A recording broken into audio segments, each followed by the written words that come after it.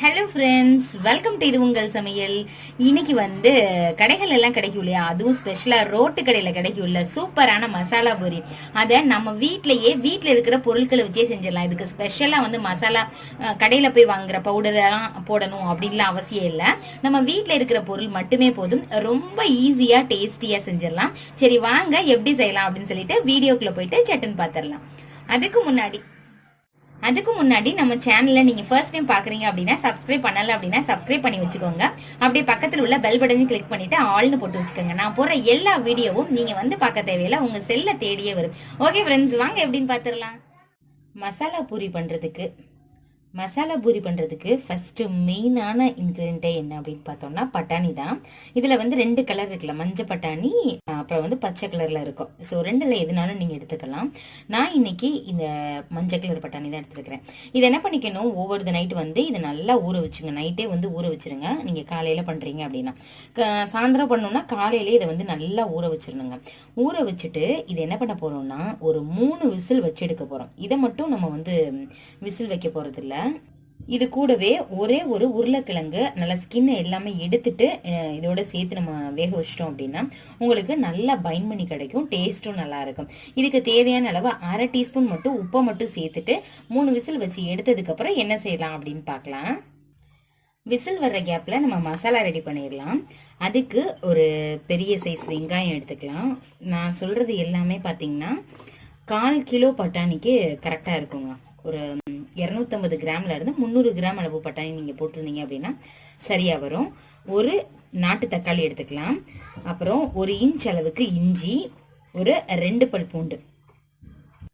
இது கூட ஒரு ஃப்ளேவருக்காக கொஞ்சமா சோம்பு சேர்த்துக்கலாம். 1/2 டீஸ்பூன் தான் சோம்பு சேர்த்துட்டு கொஞ்சமா தண்ணி சேர்த்து நல்லா நைஸ் பேஸ்டா அரைச்சிக்கலாம்.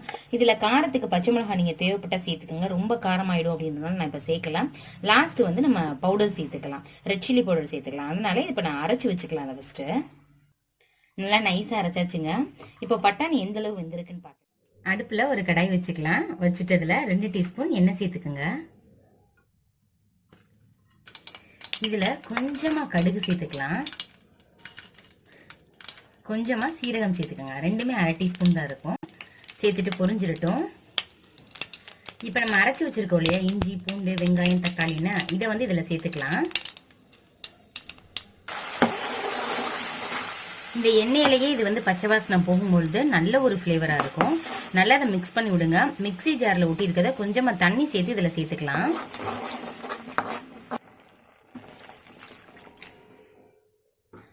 நல்லா பச்சை வாசனை போகட்டும். அதுக்கப்புறம் நம்ம மசாலா எல்லாமே ஆட் பண்ணிக்கலாம். நல்லா 3 விசில் வச்சு எடுத்தாச்சுங்க. நல்லா வெந்திருக்குது.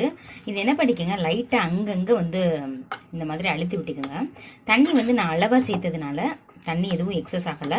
சப்போஸ் தண்ணி இருந்தது அப்படின்னா நீங்க மிக்சி ஜார் நம்ம கழுவி ஊற்றணும் இல்லையா, அந்த இதுல இதை நீங்க யூஸ் பண்ணிக்கலாம்.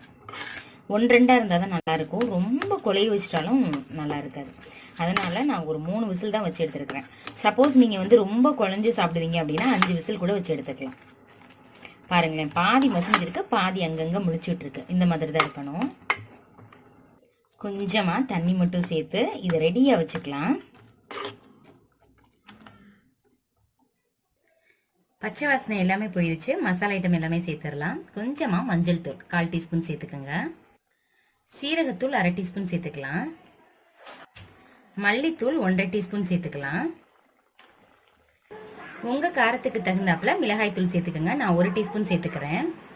கரம் மசாலா 1 டீஸ்பூன் சேர்த்துக்கலாம். கொஞ்சமா பெருங்காயத்தூள் சேர்த்துக்கலாம். பட்டாணி இதெல்லாம் சேர்த்துருக்கோம் இல்லையா, அதனால பெருங்காயத்தூள் சேர்த்துட்டு இதை நல்லா மிக்ஸ் பண்ணி விடுங்க. இன்னும் உப்பு சேர்க்கல. ஃபர்ஸ்ட் இதை மிக்ஸ் பண்ணிக்கலாம். நல்லா கொதிக்கட்டும். நம்ம சேர்த்துருக்க எல்லாமே பச்சை வாசனை போகணும், போயிட்டு டேஸ்ட் கொடுக்கணும். அதனால கொஞ்சம் நேரம் வெயிட் பண்ணுங்க. உங்களுக்கு அடிப்பிடிக்கிற மாதிரி இருந்துச்சு அப்படின்னா கொஞ்சமா தண்ணி கூட சேர்த்துக்கலாம். இந்த கன்சிஸ்டன்சி கரெக்டா இருக்கும். நான் இதை அப்படியே விட்டுட்டு ஒரு 2 நிமிஷம் கழிச்சு இது எப்படி இருக்கு அப்படின்னு பார்க்கலாம். இப்போ நம்ம வேக வச்ச பட்டாணி உருளைக்கிழங்கு இதுல சேர்த்துடலாம். கொஞ்சம் தண்ணி சேர்த்துட்டு இதுல சேர்த்துக்கலாம். கொஞ்சமா தண்ணி மட்டும் சேர்த்துங்க. இப்போ இதுல சேர்த்துட்டோம்னா உப்பு மட்டும் பார்த்துட்டு சேர்த்துக்கலாம். ஏன்னா பட்டாணியில நம்ம வேக போடும்போது உப்பு சேர்த்துருக்குறோம். இப்போ நல்லா இதை மிக்ஸ் பண்ணி விடுங்க. உங்களுக்கு காரம் இதெல்லாம் வந்து தேவைப்பட்டுச்சுன்னா செக் பண்ணி பார்த்துக்கோங்க, தேவைப்பட்டா சேர்த்துக்கோங்க.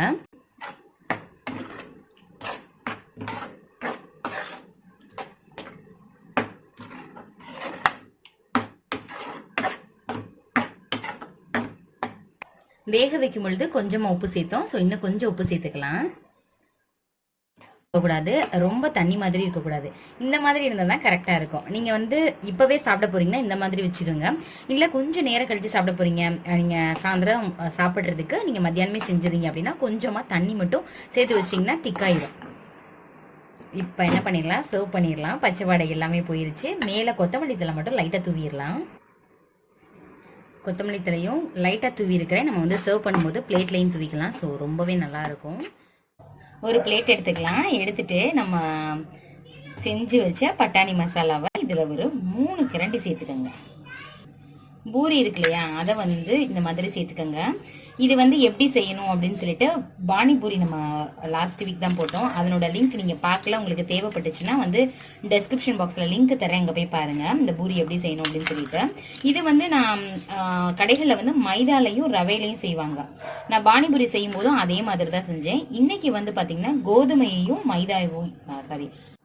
இன்னைக்கு வந்து பார்த்தீங்கன்னா கோதுமையும் ரவையையும் வச்சு இன்னைக்கு பண்ணியிருக்கிறோம். ஸோ சேம் குவான்டிட்டி தான். கோதுமை 1 கப் எடுத்தீங்க அப்படின்னா ரவை 1 கப்பு. அதை நல்லா கொஞ்சம் தண்ணி ஊற்றி உப்பு போட்டு பிசைஞ்சிட்டு பொரிச்சு எடுத்தீங்கன்னா இந்த மாதிரி உங்களுக்கும் மொறுன்னு வந்துடும். இதுக்கு ஷேப் வந்து அவசியம் இல்லை, ரவுண்ட் ஷேப்பில் வரணும் அப்படின்னு அவசியம் இல்லை. சப்பாத்தி மாதிரி நீங்கள் தேய்ச்சிட்டு ஸ்கொயராக கட் பண்ணிக்கலாம்.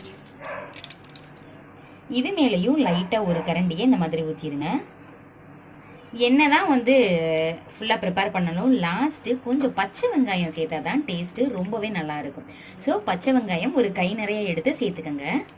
அப்புறம் கொஞ்சமாக தக்காளி, ரொம்ப போடணும்னு அவசியம் இல்லை, லைட்டாக சேர்த்துக்கோங்க.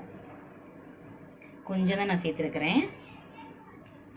இதில் கொஞ்சமாக மேலே ஓமப்பொடி சேர்த்துக்கலாம். இதையும் நம்ம வீட்டிலையே ஒரு 5 நிமிஷத்தில் செஞ்சிடலாம். இதனோட லிங்க்குமே தேவைப்பட்டா போய் பாருங்க. இதெல்லாம் சேர்த்தாதாங்க கடையில் கிடைக்கிற போது எக்ஸாக்டா அதே மாதிரி இருக்கும். இன்னைக்கு வந்து கார்ன்ஃபிளெக்ஸ் மட்டும் இல்லை, இருந்துச்சுன்னா அதை கொஞ்சமாக தூவி இருக்கலாம். உங்கள்கிட்ட இருந்தது அப்படின்னா அதை சேர்த்துக்கோங்க. எல்லாமே முடிஞ்சுங்க. உங்கள்கிட்ட சாட் மசாலா அந்த ஃப்ளேவர் உங்களுக்கு பிடிக்கும் அப்படின்னா மேலாப்புல சாட் மசாலா தூவிக்கலாம். அவ்வளோதான். ரொம்ப ரொம்ப டேஸ்டியா நம்ம ரோட்டு கடையில் கிடைக்கும் இல்லையா, அதே மாதிரியே நம்மளும் வீட்லேயே செஞ்சாச்சு. நீங்களும் இதே மாதிரியே செஞ்சு பாருங்க. செஞ்சு பார்த்துட்டு எப்படி இருந்துச்சு அப்படின்னு சொல்லிட்டு கமெண்ட் பண்ணுங்க. உங்க ஃப்ரெண்ட்ஸ் அண்ட் ரிலேட்டிவ்ஸ் கூட ஷேர் பண்ணுங்க. இந்த வீடியோ உங்களுக்கு பிடிச்சிருக்கும்னு நினைக்கிறேன். பிடிச்சிருந்துச்சுன்னா இது உங்கள் சமையலுக்கு சப்ஸ்கிரைப் பண்ணுங்க, லைக் பண்ணுங்க. இதே மாதிரி நிறைய வீடியோஸ் நம்ம சேனல்ல ஏற்கனவே போட்டாச்சு. நீங்க பார்க்கல அப்படின்னா டெஸ்கிரிப்ஷன் பாக்ஸ்ல லிங்க் தரேன், அங்க போய் பாருங்க. இதே மாதிரி இன்னொரு இன்ட்ரெஸ்டிங்கான வீடியோல பார்க்கலாம். Thank you friends, by.